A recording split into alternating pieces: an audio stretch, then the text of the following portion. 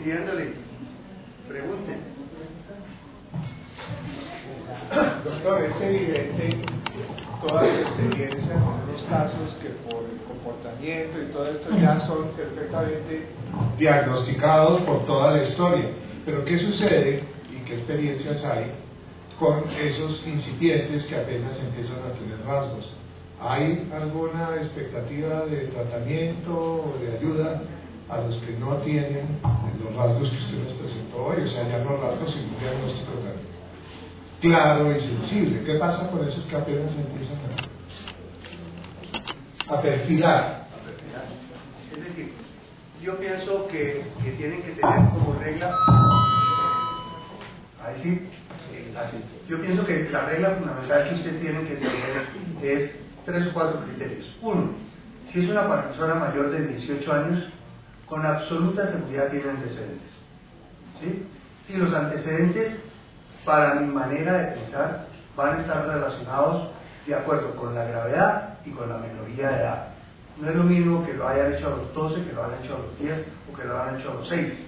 Si tienen antecedentes, y siempre están los antecedentes. Lo segundo es que cuando uno los examina, ellos siempre son buenos, ellos siempre son inocentes, ellos no tienen absolutamente el menor reacto de conciencia que han hecho algo malo. ¿Sí? El tercero es que ellos nunca consultan, ellos no van por cuenta propia a un consultorio, a ellos los llevan o los manda a la justicia. Y la cuarta o quinta, no me importa, es que generalmente tienen asociaciones y grupos, y han pertenecido. ¿A qué grupos? Conocí, por ejemplo, un personaje que llevaba 15 o 20 entradas a la picota y hoy es un misionero ideal, sigue de pastor en una iglesia de estas que hay tantas ahora, ¿no? Entonces pertenecen y se enrolan en este tipo de grupos y con ese tipo de grupos manipulan y hacen. Nos alargaríamos mucho. Consideren, por ejemplo, el grupo de Guyana, ¿se acuerdan? Que se envenenaron con cianuro y salieron, no recuerdo, 125 o 124 vivos, y los 124 se suicidaron antes del año. O sea, pues ellos van a tener sus sectas y van a cumplir totalmente con esas sectas.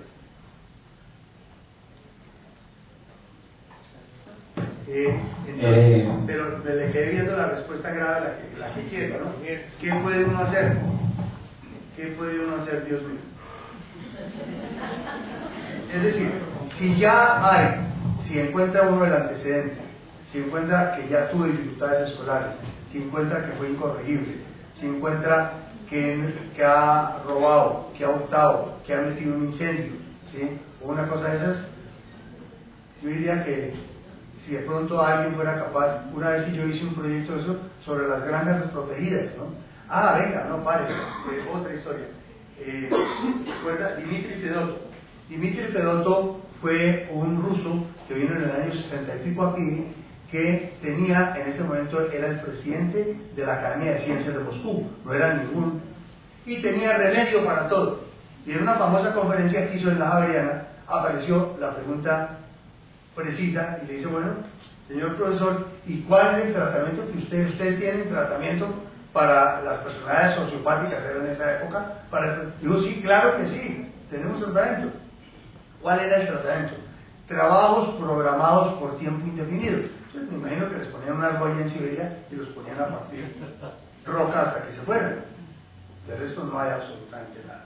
Los estudiantes, y me perdonan porque yo soy un tipo afectivo y querido, se molestaban conmigo porque yo les decía, el único tratamiento es el ecológico, tal vez, de pronto, los vuelven ceniza y sirven para vos no me matas, y de resto no hay nada que hacer. Perderse uno, muy duro, pero muy cierto, perderse uno, y si no, cae uno en las garras y va a ser víctima de ellos. Sí, me llamo Eli Chaparro, soy médico pediatra. Pues yo quedé muy triste de lo que usted comentó, de que realmente los trastornos de la personalidad pues es nada lo que se puede hacer. Realmente para nosotros los pediatras, pues, ¿qué podríamos hacer? Ya que está la doctora Fernández, pues hay muchos niños, por ejemplo, hiperactivos o con Asperger, o bueno, los clasificamos de allá a nuestra manera. Pero resulta que ¿cuántos niños de esos habrá con un trastorno de la personalidad que realmente no lo hemos podido clasificar? Y no es que sea en Colombia, a mí me parece que en todas partes esto hay un desorden muy grande y yo realmente digo, pero ¿qué podríamos hacer los pediatras ante una situación tan lamentable, tan difícil que es? Y como pues yo soy de la época suya, desde cuando decíamos que la disfunción cerebral mínima era la causa de todos estos trastornos, pues eso ya está revaluado, pero sigue uno pensando solamente la parte genética o congénita tendrá que ver con esto. Ahorita hay muchos niños que se les habla de que pues están muy por encima, que son maltratados porque los criamos demasiado bien, y los que están allá abajo, los gamines, que los estamos tratando muy mal.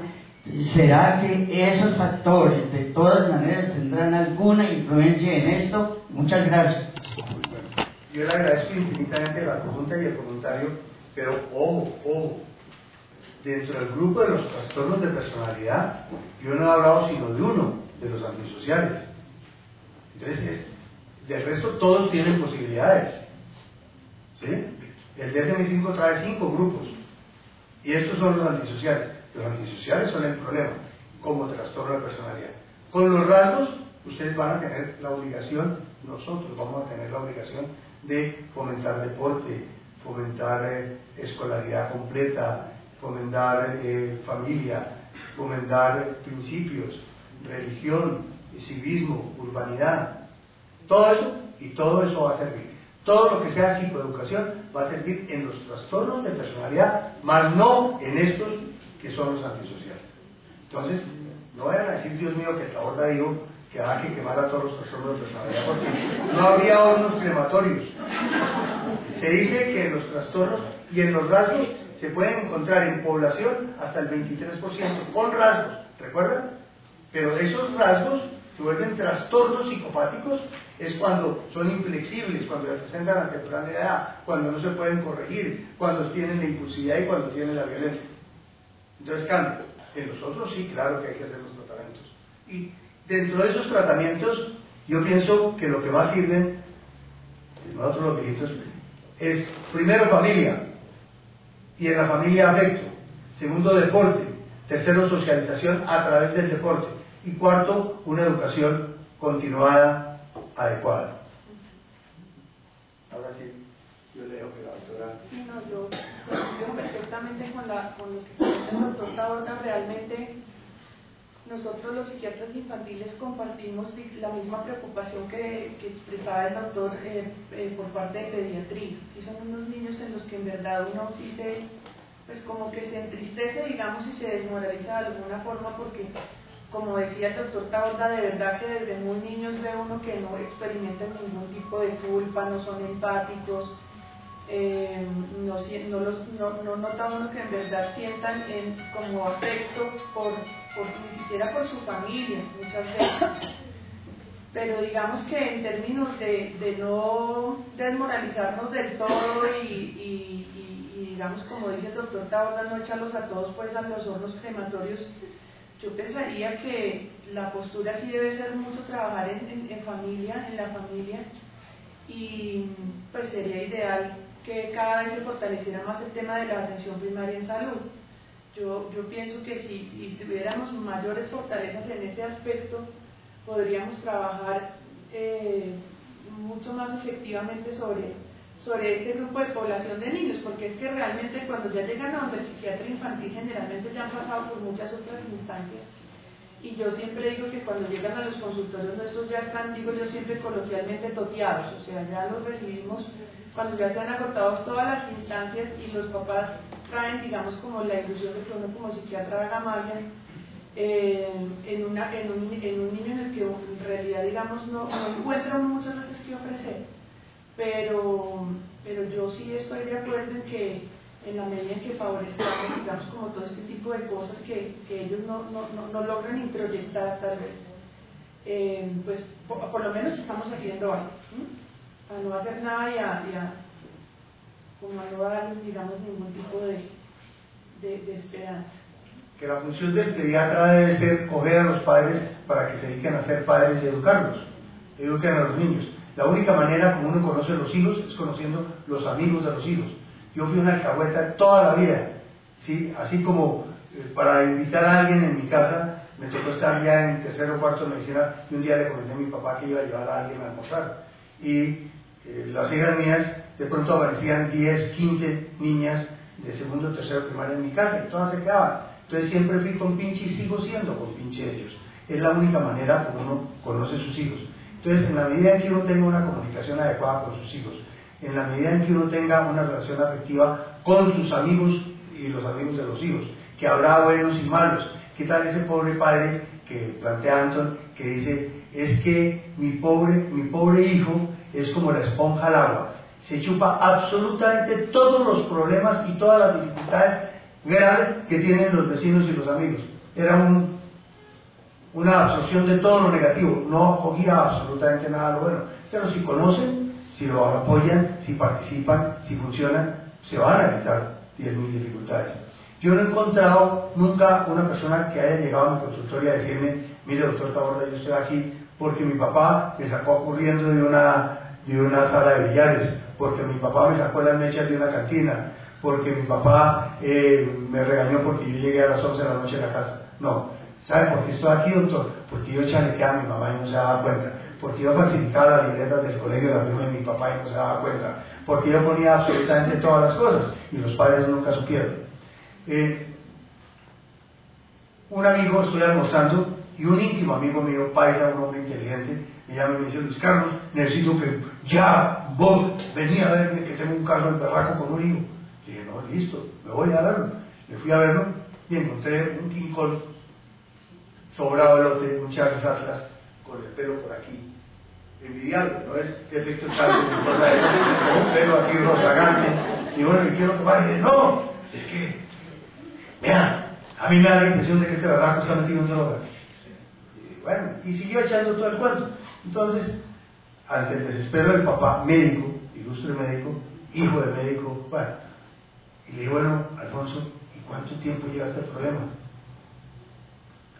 Me voy a hacerle pues honesto, honrado, este problema llevará mucho, yo pienso que por ahí un par de meses. Y le dije, hermano, estamos hechos, tú paisa y yo paisa, pidamos la forma en este berraco, cómo se crece ese pelo en 2 veces, nosotros bien caros, y nos podríamos de dinero y sacar el problema. Esa es la visión con que ven los problemas.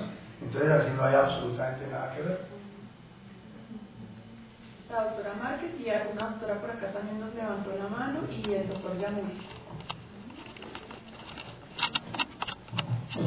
Bueno, muchas gracias, doctora. Siempre me encanta escuchar porque para mí es absolutamente enriquecedor en este oficio y en la vida todo lo experiencial. Entonces hay una cantidad de cosas que me parecen muy interesantes.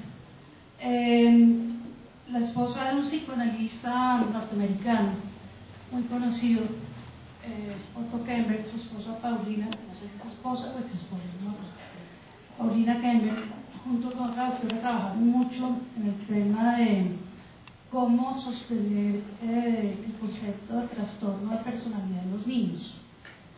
Y pues digamos que finalmente la dificultad está dada porque pues a partir de la clasificación general de la DSM pues no era viable, porque los rasgos de personalidad solamente se acaban de solidificar típicamente a los 18 años, desde el punto de referencia.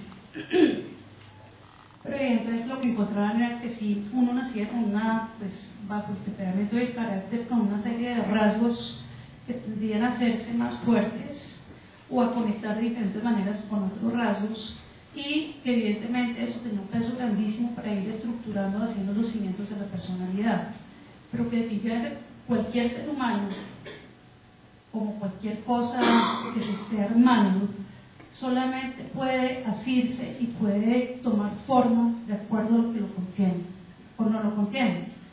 ¿cierto? Entonces, definitivamente el componente familiar y social es definitivo, es totalmente definitivo, y es donde para mí viene más bien el dilema de lo que vivimos en la actualidad, ¿no?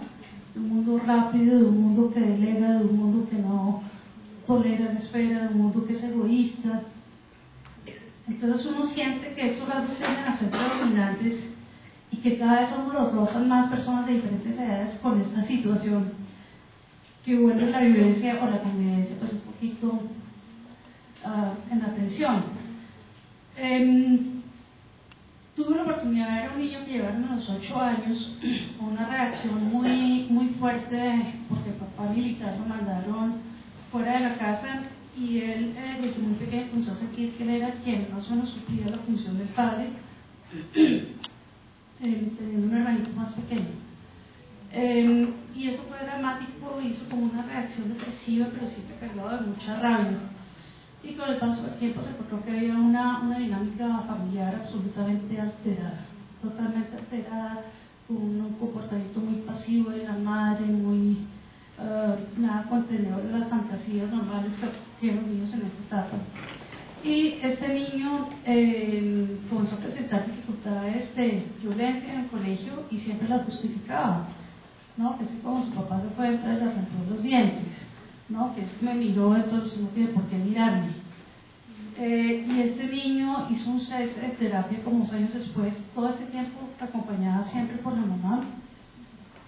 Y este niño como creciendo de una manera un poco como adultomórfica, como que le dio el nombre de la casa, como que... Y comenzó entonces a presentar mucha dificultad en el manejo de respeto hacia la mamá. El niño se pierde como de los 10 a los 12 años y lo llevan como a los 13. Y fue la última vez que lo vi una vez por su presentación seductora y su comportamiento amenazante, ¿no? Como diciendo yo soy y usted nadie tiene ni por qué conocerme ni por qué decirme que hago o que no hago. Y la razón por lo que le había llamado a la mamá fue porque de él sí se dieron cuenta que estaban traficando exámenes copiados en el colegio. Entonces ese tipo de cosas se da, pero pues se llega hasta un límite, ¿no? Se llega hasta un límite en donde uno, pues, hasta dónde puedo ayudar y hasta dónde me expongo, ¿no? Obviamente la atención primaria me parece que Magdalena pues tiene toda la razón, pero muchas veces en esos aspectos sí que bueno, era como rehabilito, si esta cosa no es rehabilitable, pero pues todo ya me parece en la unidad o en la dinámica familiar y social, ¿no? Que es bastante preocupante. Levantaba la mano. Antes del doctor ya murió, ¿no? Ya no. El doctor ya murió.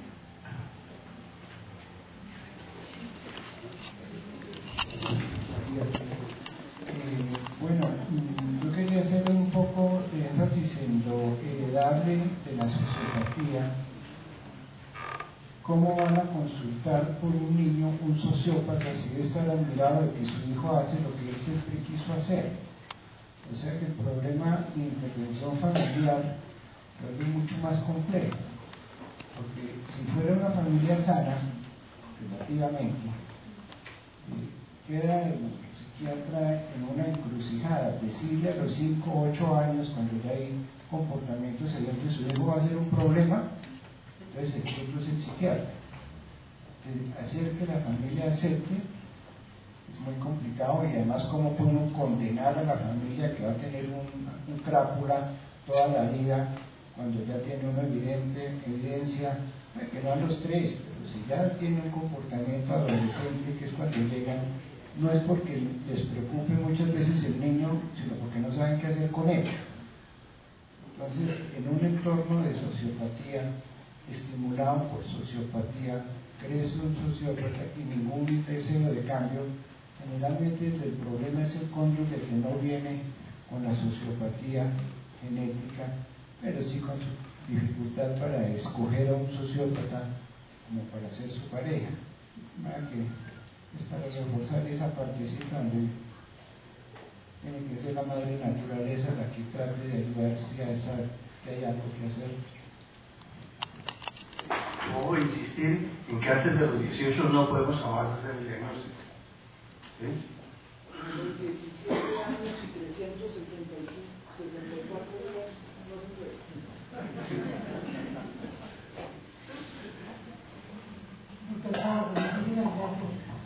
excelente, excelente. Yo quiero señalar algo. Yo he encontrado en los últimos años una variación en relación con lo que decía ahorita General Yamuy. Yo encuentro que sí, antes los papás lo que no han podido desarrollar en su psicopatía, de alguna manera lo desplazaban a los hijos y sentían ese placer de que el hijo sí puede hacer lo que yo no hice, y si robo lo que yo no pude robar, y si se copió en el colegio lo que yo no me pude copiar. Pero yo he encontrado ahora ya muchas veces viendo inclusive pues hijos y hasta nietos de mis pacientes, que hay una variación. Ahora encontramos que los niños en general, lo encuentro yo, no han podido de alguna manera estructurar un super yo. Son niños que están regidos totalmente por el ello, donde la búsqueda del placer, ¿sí?, es lo que los rige. Entonces, teniendo en cuenta que la psicopatía es un grado extremo, extremísimo de narcisismo, son niños terriblemente narcisistas donde los demás no cuentan. Yo tengo todos los derechos, el otro tiene todos los deberes. Entonces yo he encontrado ahora que padres muy buenos, sin rasgos psicópatas, y estamos en eso, padres muy permisivos, que no ponen límites, que lo que pretenden, padres cansados, trabajadores, padres que quieren a sus hijos bien intencionados, que llegan cansados de trabajar. Entonces el niño, la pataleta siempre de alguna manera se le refuerza, ¿sí? Se le está dando gusto en todo, y vemos este tipo de personas. Entonces están siendo adolescentes como todos los demás, que no se ríen sino de acuerdo a sus propias necesidades, que tienen una sexualidad muy caótica. La parte de la sexualidad en el psicópata es absolutamente importante, una sexualidad absolutamente caótica. Y también podría decir algo, creo que están empezando a consultar. ¿Por qué consultan? ¿Cuál es la intencionalidad de la consulta? No hay buena intencionalidad, no tienen capacidad de sentir culpa, no aprenden de la experiencia, pero consultan cuando consultar los beneficia. Entonces consulto, ahora que estamos hablando, ya he tenido en mi diagnóstico, yo podría decir que 3 casos de acoso laboral, que yo digo, ¿cuál acoso laboral?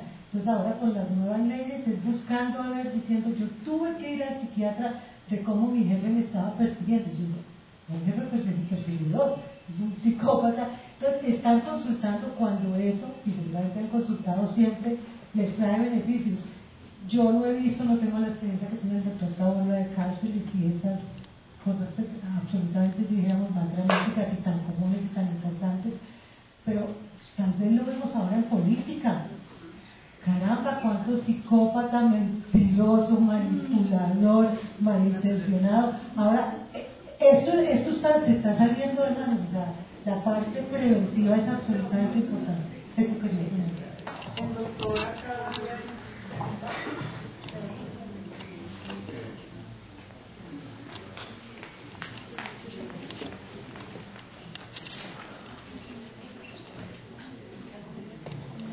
Gracias. Jaime Bravo, pediatra especialista en adolescentes. Yo estoy de acuerdo con la doctora en la parte de diagnóstico en la atención primaria, que debería capacitarse a todo el mundo en la parte de salud mental. Pero estoy de acuerdo con la doctora del comentario anterior, que existen los héroes dentro de nuestra sociedad, que son capaces de robarse a Bogotá, de robarse el país, y son exitosos porque el apartamento de Miami, etc. Creo que tenemos un ejemplo muy malo dentro de la sociedad en relación con los niños y los adolescentes.